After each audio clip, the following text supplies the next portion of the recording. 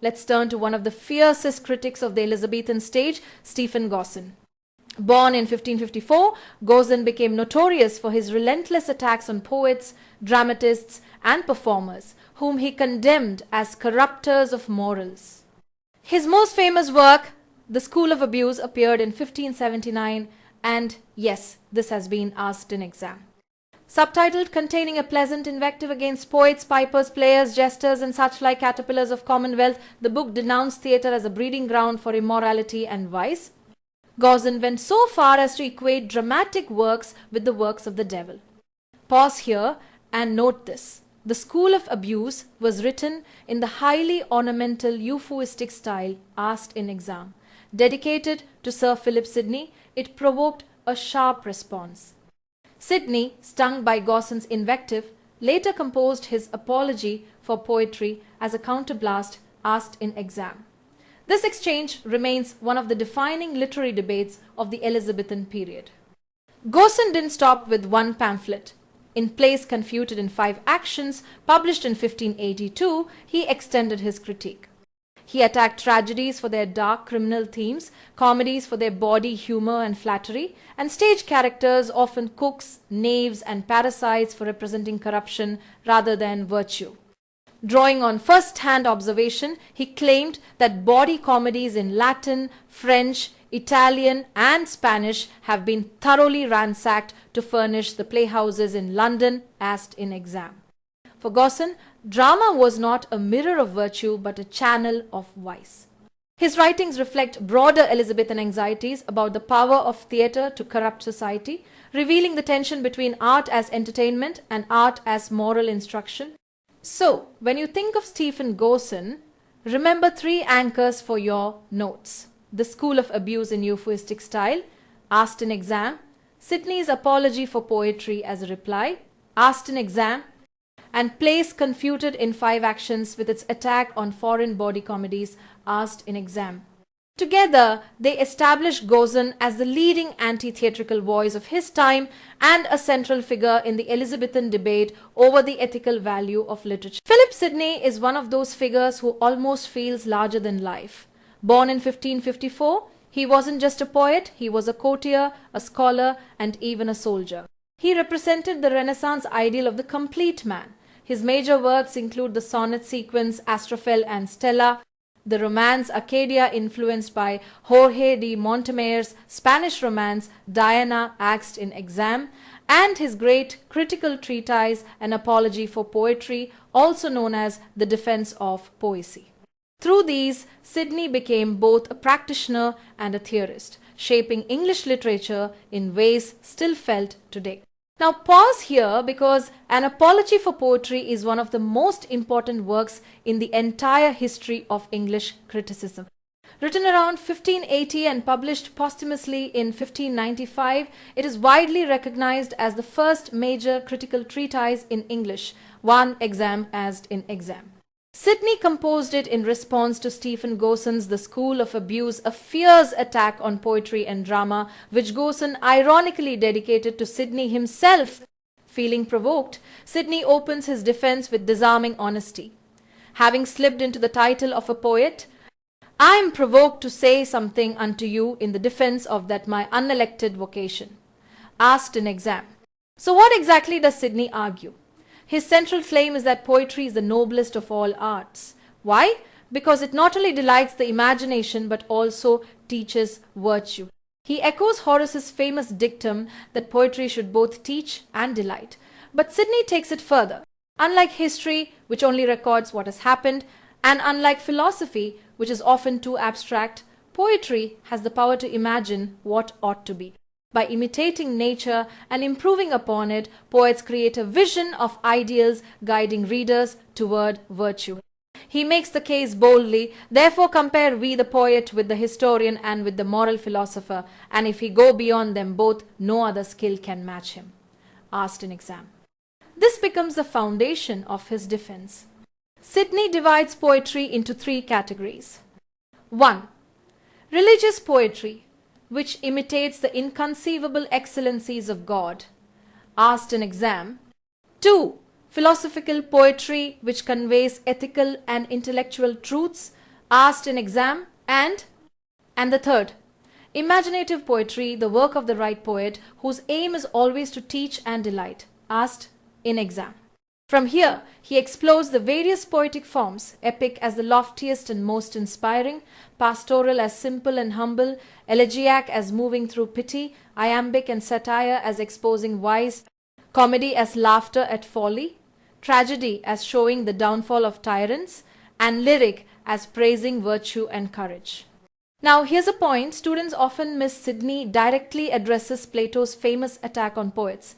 Plato had banished poets from his ideal republic, calling them liars. Sidney cleverly flips this. He argues that the poet nothing affirms and therefore never lieth, asked in exam. Since poets don't claim literal truth, they can't be accused of lying. In fact, poets are the least liar of all, because their fictions stimulate imagination and moral reflection rather than deceive. He also insists on poetry's didactic function, comparing it with philosophy and even religion, asked in exam. For Sidney, poetry promotes virtue by moving the heart and not just instructing the mind. Let's also look at how he structures his apology. Sidney follows the classical rhetorical model: exordium, introduction; narration, poetry's role to teach and delight; propositio, central argument; confirmatio, evidence and support; perfection, ideal function of poetry; reflectio, philosophical turn; digression, side arguments and critiques; and some peroratio, conclusion. This careful structure shows his training in Renaissance rhetoric and humanism. But Sidney is not blind to faults. He criticizes the state of contemporary drama in England, saying it lacked civility and poetic skill. He attacks playwrights for ignoring the unities of time, place, and action, and for indulging in crude tricks instead of true art. Yet he is flexible. Take rhyme, for example. Like Horace, Sidney expressed doubts about rhyme, acknowledging its limitations. But he didn't wholly reject it either. He recognized it. He recognized it could serve a purpose in certain contexts. And here's something to pause and remember. Sidney even laments the decline of poetry in his age. For him, poets were made, not born, meaning poetry was an art of training and imagination, not just natural gift. In the end, what does an apology for poetry achieve? It elevates poetry above other disciplines, arguing that it embodies universal truths through imaginative creation. It redefines the poet not as a liar, but as a visionary.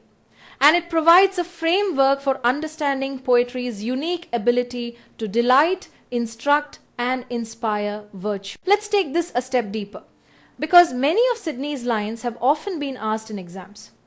What I've done is gather together the most important quotations directly from the original text. Reading them closely reminded me what a fascinating masterpiece Sidney's Apology for Poetry truly is. I'd even recommend you read it in full. It will immensely strengthen your preparation on Sidney, since, as you know, UGC almost always includes 1 or 2 questions from him alone. Anyway, when Sir Philip Sidney wrote an apology for poetry in 1595, he gave us one of the most passionate defenses of poetry in English criticism. He begins humbly, confessing that he never chose poetry as a profession, saying, "Having slipped into the title of a poet, I am provoked to say something unto you in the defense of that my unelected vocation." But from that modest start, Sidney builds one of the boldest arguments for poetry's power. For Sidney, poetry elevates the human spirit to lead and draw us to as high a perfection as our degenerate souls, made worse by their clayey lodgings, can be capable of. He insists that poetry has always been a gateway to wisdom. As he puts it, neither philosopher nor historiographer could at the first have entered into the gates of popular judgments if they had not taken a great passport of poetry. In other words, even philosophy and history once needed poetry to reach people's hearts. Sidney highlights the poet's freedom. Unlike the historian or philosopher, the poet is not tied down by facts.